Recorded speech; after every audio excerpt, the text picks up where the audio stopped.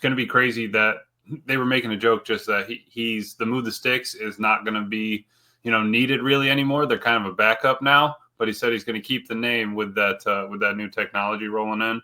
But talking as a scout back in the day, him and Bucky were going over it, and he was saying when he was with the Ravens and on a few of his other teams, they really stuck to a 3 to 7 scale while scouting players. So meaning that when you're going through, they were talking about Brock Purdy in this instance, but you can probably scale this and use this across all positions. But scouting reports on players 3 to 7 for position specific grade scale. So 3 would be poor, 7 would be elite. That would make 4 below average, 5 average, and 6 above average. So what I was going to do is go through. Now I got you and Jacob. We'll go through and just go through some of the categories. And then I just want you to give me on a 3 to 7 scale what you have for Jordan Love in these categories. I love it. I love this. Let's do it, man. All right. So the first one we have is competitiveness. Competitiveness. I immediately think, all right, we don't have like a huge sample size of Jordan Love playing football. However, I think of him diving into the end zone damn near on his head against I believe it was the Saints or maybe the Vikings on New Year's Eve it was. I remember the Saints game where he lowered his head and got chewed out by Matt LaFleur trying to run through the Buffalo Wild Wings game. Yep. Yeah. And, that's just – some people would say, hey, that's just stupid. You shouldn't do that as a quarterback. Okay, I understand what you're saying, but at the same time, you'd be surprised at what that does to your teammates and lifts them up. Like, look, if that dude's going to go out there and lower his head into a tackle to get a few extra yards, I need to up my game. You take that into consideration with the fact that he played through 3 injuries last year and did not want to come off the field. His competitiveness on a 3 to 7 – listen, I don't want to overreact here, but what else could he have done to show his competitiveness? He literally, I mean, you've seen him limping around all year long on that knee. I'm going to give him a 7 there. Yep. Yeah. Jacob? Yeah, I would say, just because I'm trying to be a little bit, not a homer, I'd say a 6 for sure. Okay. Like Clayton said, I think just the attitude he showed, he never seemed scared. And I will give him credit too, as far as like he always seems poised. He never seems like we've always talked about the weird body language that we'd get from Rodgers, which I absolutely did not like. I never see that from Jordan. The most you see is that guy kind of have more of a deep breath or something like that. You know what I mean? So I think as far as he's on the field, I don't think there's much more than what he could do, but I'd say a solid 6. I like it. So that would I would say he's got to be probably 6 or 7 as well. I think that he comes into it, with the right mindset. He works hard, came up and is still grinding. So I do love his competitiveness. What do you think about this real quick? Chris Cajuan says being more vocal would be a 7, but he's a 6 for now in his eyes. Okay. I like that. That's fair. Always room for growth and improvement. I like that, Chris. Yeah, I want to say this about being vocal. That's something that Robert Brooks said on Wildy and Tausch today. They had him as a guest. If you guys don't know who Robert Brooks is, by the end of the show, you will. Really, really cool player in Packers history. Played in the 90s. But he said, I think it was – no. It was – Robert Brooks talked a little bit about Love, and he talked a little bit about Romeo Dobbs, but it was Don Mikowski who said, I'd like for him to be a little more vocal, talking about Jordan Love, right? So Don Mikowski, remember the Magic Man that Favre took over for. I immediately thought, how many times did we hear people complain because Aaron was being too, you know what I mean? Like, I always come back to that. Like, we are never going to be happy, are we? Like, Aaron was that commander on the field. Like, if you screwed up, snap the effing ball, Josh, right? But it was just, I remember the Aaron Rodgers haters. They were all like, hey, he needs to quit acting like he's perfect out there and yelling at the receivers and yelling at the offensive line, blah, blah, blah, blah. And now Jordan Love is just even keel, not saying anything. Everybody saying, I think he needs to be a little more vocal. Yep. So, and that's not a shot at Chris. I'm just saying that's the fan base as a whole. I remember people tweeting about it last year. I'm like, boys, I'm old enough to remember when y'all were ready to run Aaron Rodgers out of town because he was getting mad on the field. You know what I mean? So anyway, so do you want to grade that? Everybody want to grade that aspect? Which the vocal leader, or was he just tying that in there? No, I think he was just tying that in.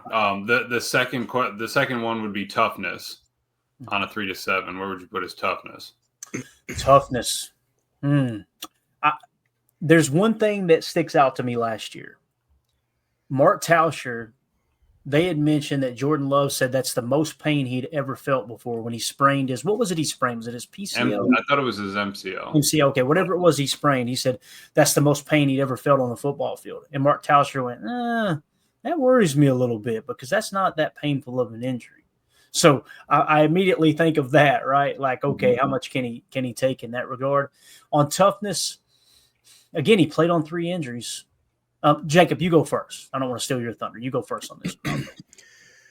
It'd be easy to just say he played with injuries, so that's a 7. But like you said, the types of injuries a lot of guys have played with before and maybe wouldn't have missed. I mean, we're coming off of having guys like Brett Favre, Mr. Iron, Iron Brett, and that held up a sort of ceiling that I don't know if we're ever going to see from another player again, honestly, even at that position, let alone in our franchise. So for that reason, I would mark him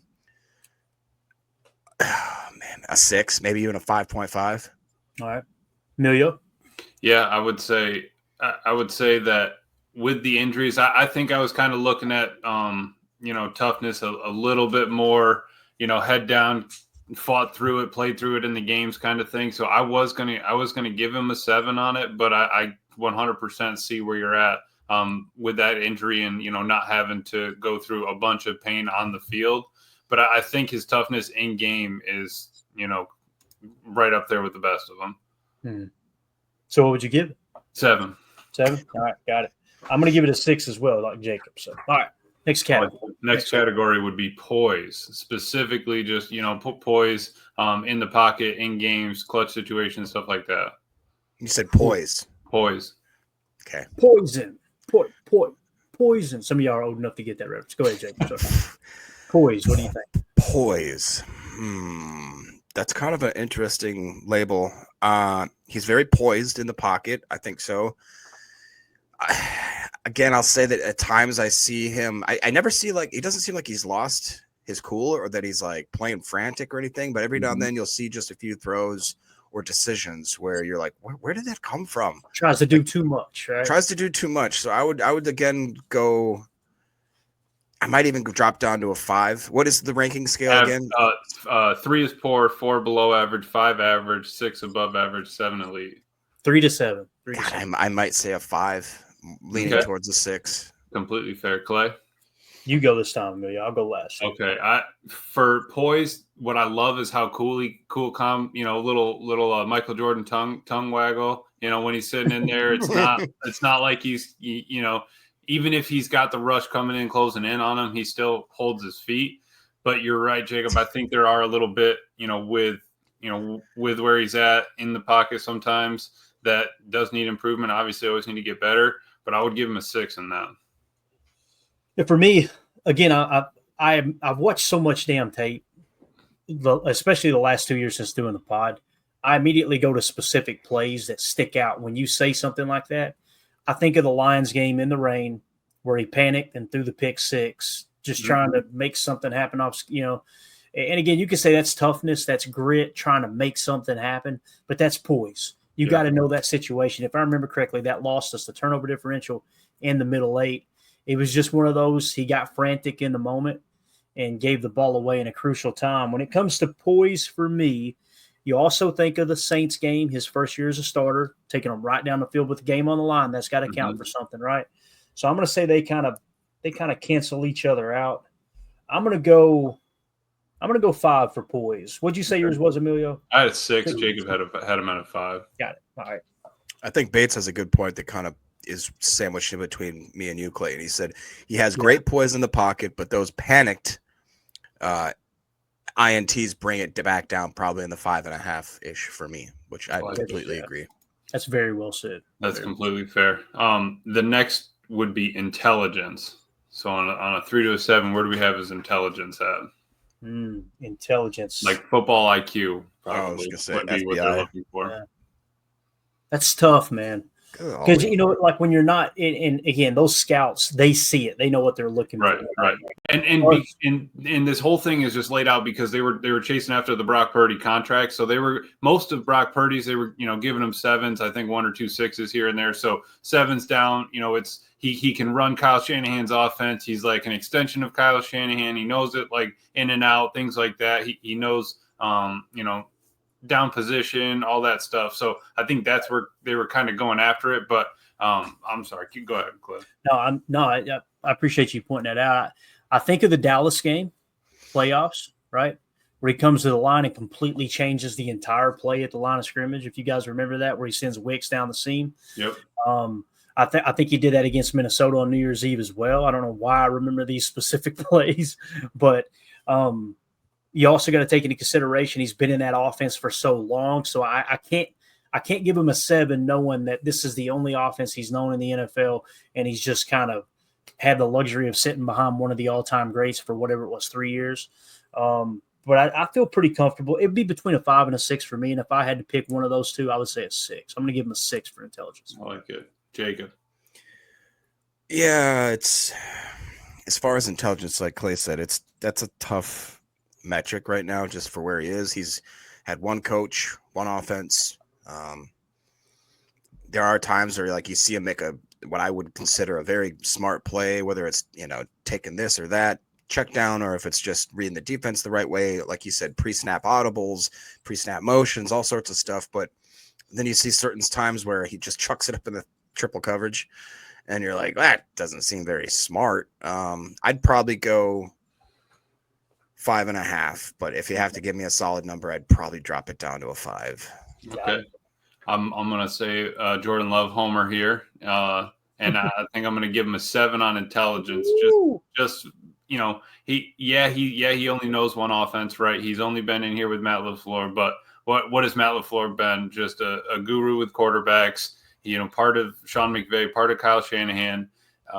If Brock Purdy, quote unquote, Mr. Irrelevant, is deserving of a 7 because he's able to process and run Kyle Shanahan's offense, I think Jordan does that and more, a little bit more maybe with Matt LaFleur, being that he's been here. He has the input like that. I think that he's deserving of a 7. Obviously, he can get better at some, but he really does keep his mind straight when it comes to in-game plays and stuff like that.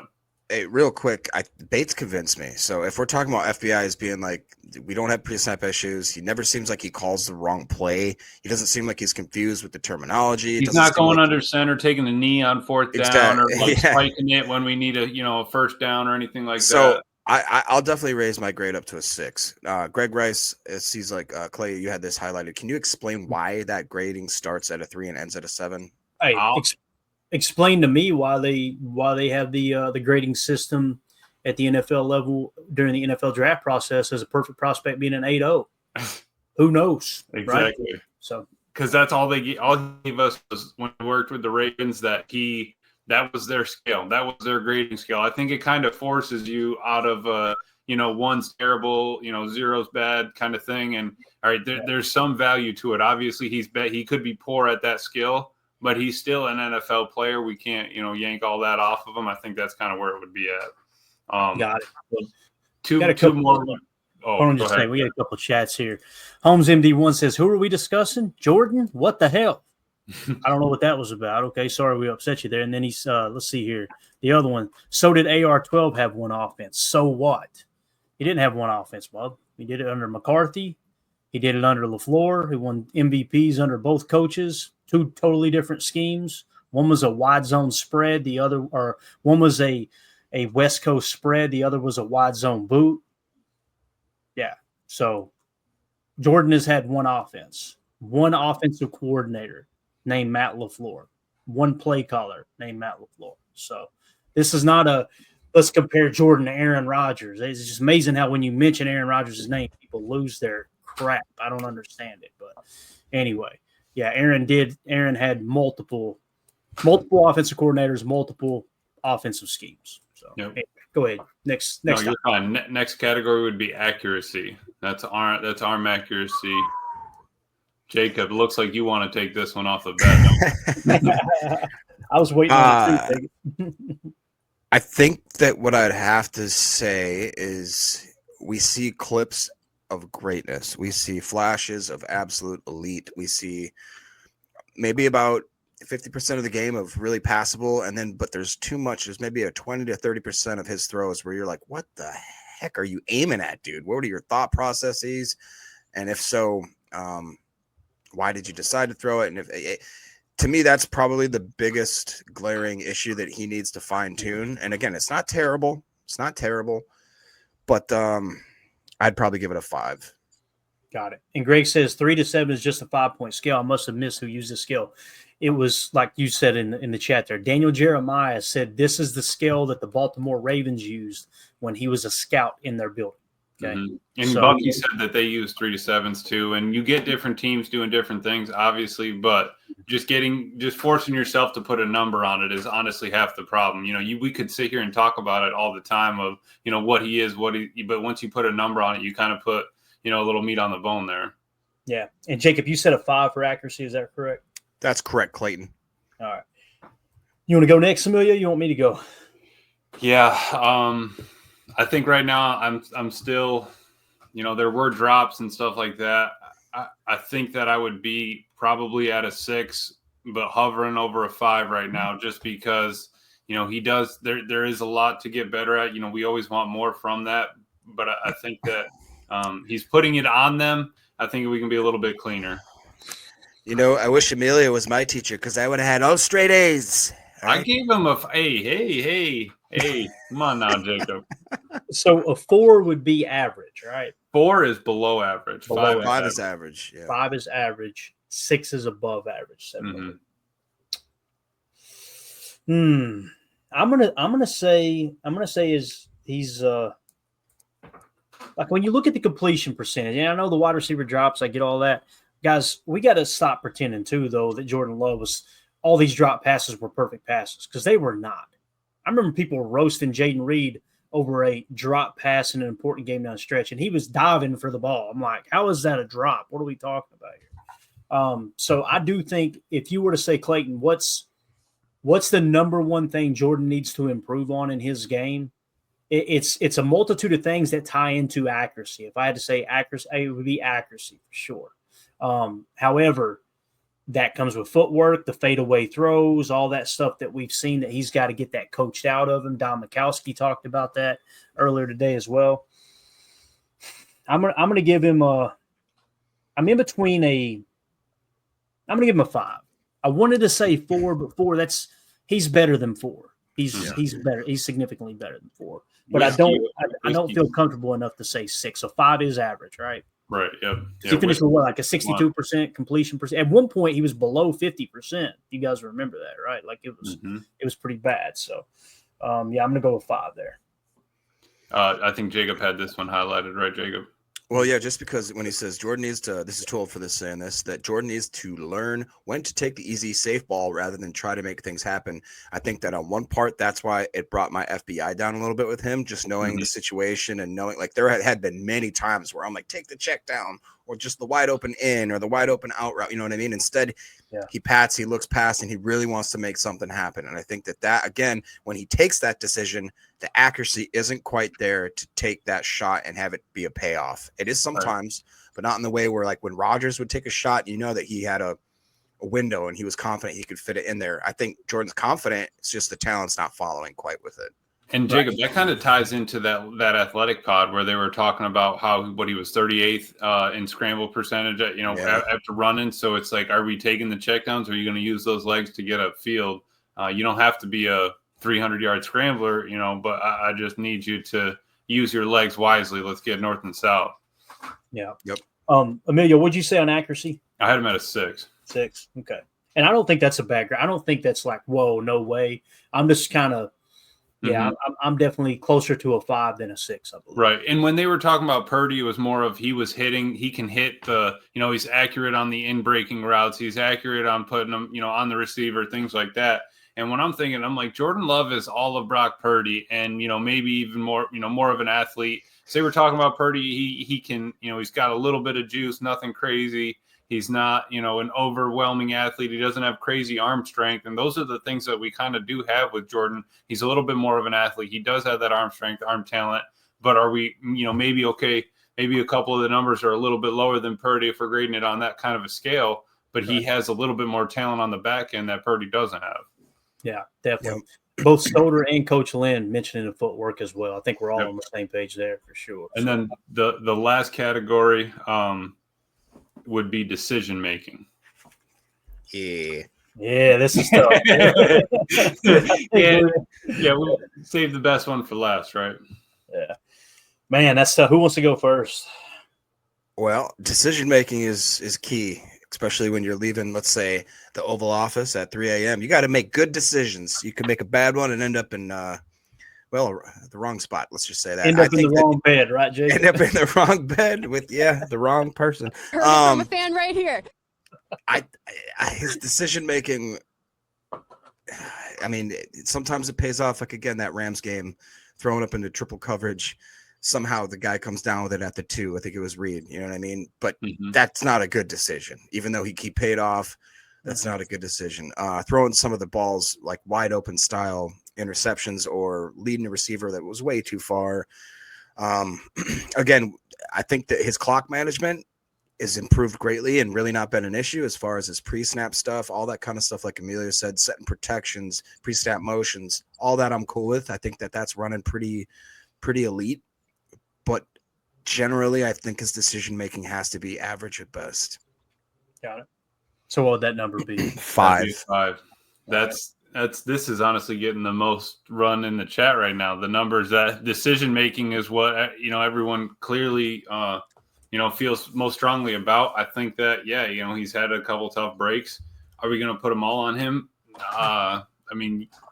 Quarterback's going to have to take most of the weight. Yeah. So I think you're kind of spot on, Jacob, that he'd probably be around a 5. Hopefully we could push him to a 6, but I think that this one would probably just be my lowest, him at a 5 here.